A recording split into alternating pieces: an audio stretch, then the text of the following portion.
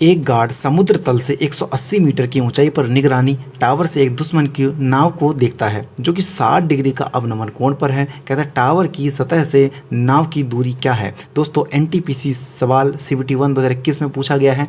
इस सवाल को किस प्रकार से सॉल्व करना है। सबसे पहले हमारे पास समुद्र तल है तो हमारे पास कोई ना कोई एक समुद्र तल रहा होगा।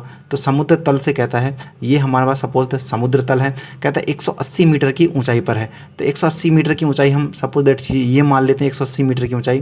क्या ये हमारे पास 180 मीटर की ऊंचाई रह जाएगी। तो इस प्रकार से 180 मीटर की ऊंचाई। अब कहता है कि 60 डिग्री का अवनमन कोण बनाती है यहाँ से यहाँ तक। तो 60 डिग्री का अवनमन कोण इस प्रकार से ये बनाता है 60 डिग्री का अवनमन कोण। तो जो ये वाला कोण है ये कितना हो जाएगा 60 डिग्री का। कितना 60 डिग्री का कोण होगा 60 डिग्री।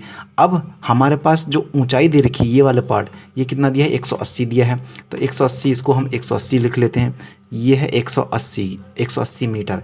अब हमें यहाँ से लेके ये वाली ये सतह हमें बता देना है। क्या बताना है हमें जो समुद्र तल की जो लंबाई है इसको बताना है। तो हमारे पास सबसे पहले एक फॉर्मूला रहता है जो आपने बचपन में पढ़ा होगा छोटी क्लास में पढ़ा होगा लाल बट्टे कक्का। इसका मतलब क्या है एल से हो जाएगा लंब यानी ये वाला पार्ट रहता है साइन का, ये रहता है कॉस का और ये रहता है टेन का। तो हमारे पास टेन थीटा बराबर क्या रहता है टेन थीटा बराबर क्या होगा लंब बट्टे आधार। तो हम इसी का उपयोग करने वाले हैं इस सवाल को सॉल्व करने में। तो किस प्रकार से इसको सॉल्व करेंगे तो देखो सबसे पहले हमारे पास निकालना ये वाला पार्ट। तो हमारे पास रहता है टेन थीटा बराबर क्या हो जाएगा लंब बट्टे आधार।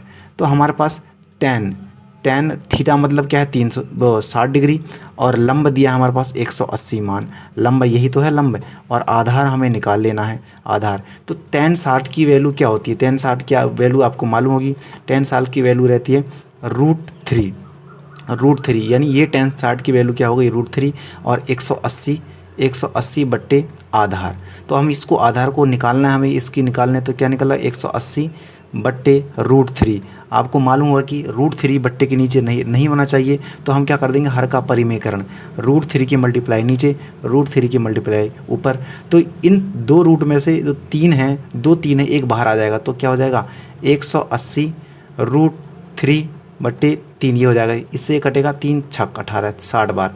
तो हमारे पास आधार इसकी वैल्यू कितनी आ जाएगी 60 √3। ये हमारे पास राइट आंसर हो जाएगा।